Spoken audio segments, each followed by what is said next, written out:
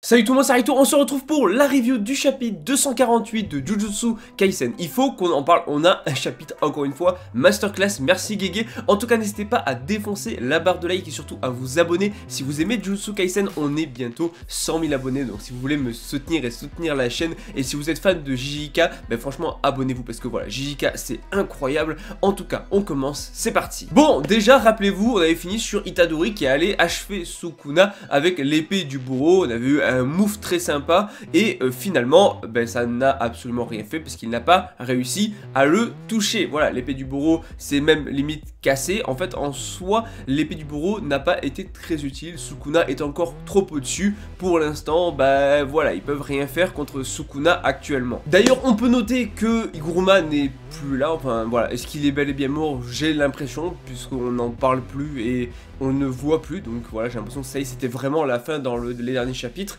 Et là, on a forcément, du coup, Itadori qui n'a rien pu faire avec l'épée du bourreau, on a Sukuna qui va lui donner un coup de poing tellement fort que Itadori va voler et il va le découper. Et là, vraiment, on va arriver à un truc très intéressant, puisque Itadori va être attaqué par Sukuna, va être découpé par Sukuna, et on se rend compte que Itadori a fait énormément de progrès au point de maîtriser le RCT, soit la technique maudite inversée, et c'est juste énorme parce que ça power up son level vraiment à un stade parmi les plus forts de JJK. Mais avant de continuer sur Itadori, il faut qu'on parle du corps de Gojo, qui va disparaître, qui va être emmené quelque part. Oui, voilà, le corps de Gojo va disparaître. Oui, il va être emmené quelque part par Oui et Kirara. Donc ça y est, voilà, Gojo a été emmené quelque part. Effectivement, Sukuna pour lui, il est bel et bien mort. Et mais après, on peut se demander, est-ce qu'il y a un moyen de le sauver? Est-ce que, bien sûr, Gojo peut revenir? C'est une théorie, mais qu'on voit partout, voilà, qui est possible. On est dans un manga, tout est possible, le retour de n'importe quel personnage est toujours possible.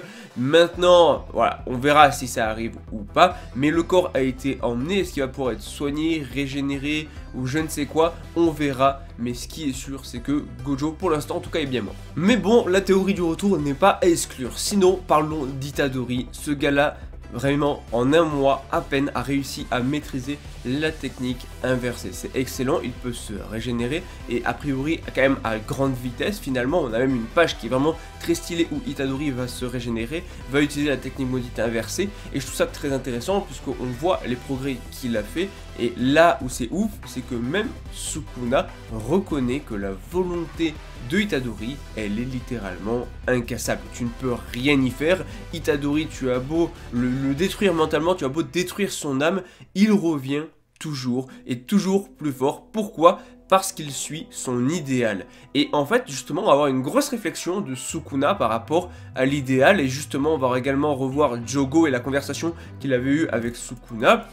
C'est intéressant parce que en fait Sukuna se rend compte déjà que l'idéal c'est quelque chose qui peut te rendre en fait beaucoup plus fort, qui peut te permettre d'avoir plus de volonté et qui peut te permettre de tenir tête à des gens auxquels tu n'aurais jamais tenu tête en fait. Et ça c'est cet idéal qui le permet, et l'idéal actuel de tous les gens présents c'est de défaire Sukuna, c'est de tuer Sukuna. Et en fait voilà, vraiment Sukuna va avoir cette réflexion vis-à-vis de l'idéal qui va être très intéressante. Il va également parler du fait qu'effectivement il en a affronté des gens il y a 20 000 ans, des comme lui et tout, mais là voilà c'est un peu différent avec Itadori, j'ai l'impression, par rapport à Sukuna. D'un autre côté ils ont aussi partagé le même corps pendant un certain temps.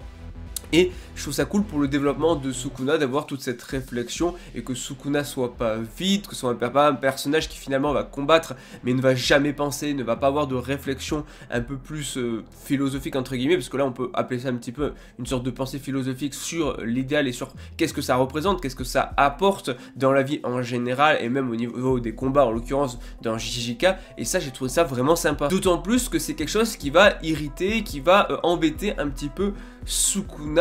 Et en fait la décision et la conclusion après toute cette réflexion c'est que en fait il va détruire leurs idéaux. Donc ça donne une case juste excellente. Voilà, ça y est, Sukuna a pris sa décision, il veut détruire leur idéal. Et on a quelque chose qui vient se rajouter, une nouvelle règle qui vient se rajouter.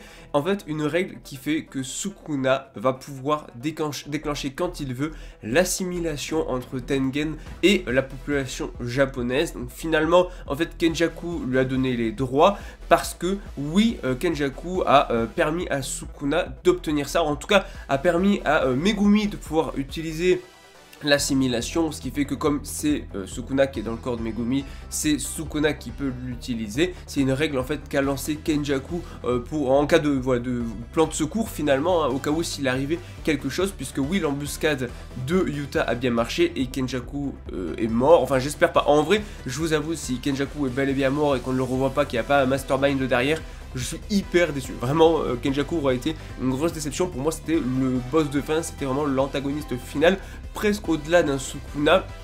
Donc je trouverais ça un peu dommage qu'il soit bel et bien mort. D'un autre côté, on ne sait pas qu'est-ce qu'a fait Yuta de la tête de Kenjaku, enfin de la tête de Geto dans lequel était Kenjaku. Donc on ne sait pas ça et Gojo a disparu. Donc là on a la tête de, enfin, on a Kenjaku qui a disparu et on a Gojo, le corps, qui a disparu.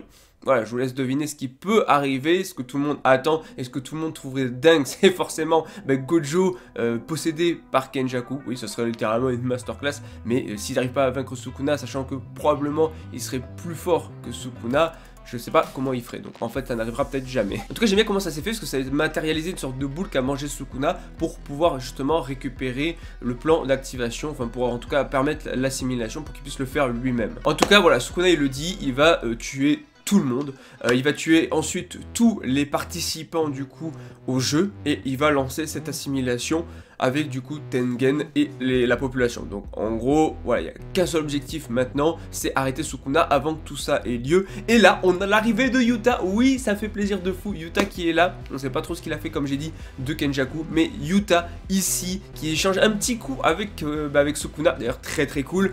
Bah voilà. Yuta c'est un peu le dernier espoir, c'est maintenant ou jamais, ils doivent vaincre Sukuna, sinon en fait tout le monde va mourir, hein. Tout le monde, enfin c'est la fin pour le monde en fait, donc il faut vraiment l'arrêter, tout repose sur eux, donc c'est ça, voilà, il va falloir tout donner pour cette idée là, pour arrêter Sukuna, et on a Rika, la reine des fléaux, vs Sukuna, le roi des fléaux. Oui, on a Rika qui arrive, qui donne un coup pour écraser sur le sol Sukuna, ça va être excellent, on va avoir un combat de fou entre Rika et Sukuna, roi vs reine des fléaux, même si honnêtement je le dis, ça va être Sukuna qui va gagner, mais là on y est, Itadori il est là, Yuta il est là, tous les plus puissants sont réunis ici. Maintenant ça va être une dinguerie, ce qui va se passer, on n'est pas prêt pour les prochains combats. Voilà, est-ce que ça va être que du Rika Sukuna ou est-ce que Yuta va quand même participer au combat avec Itadori et tout, on verra. Mais là, franchement, on y est, on est lancé, on est sur le combat final, je ne sais pas, parce qu'encore des retournements de situation sont possibles, hein, même si le manga finit cette année. Mais la planche en tout cas avec Rika qui débarque et qui écrase Sukuna, non, elle était magnifique, franchement c'est un chapitre banger, voilà, je le dis, c'est un chapitre de fou, on y est, la reine vs le roi, voilà, c'est comme ça maintenant, qui c'est qui va s'asseoir sur le trône à la fin, on verra si c'est le roi ou la reine, mais vraiment juste trop bon, chapitre excellent, trop date, je crois qu'il y a une pause la semaine prochaine malheureusement, mais c'est vraiment un poulet JJK, c'est juste la vie.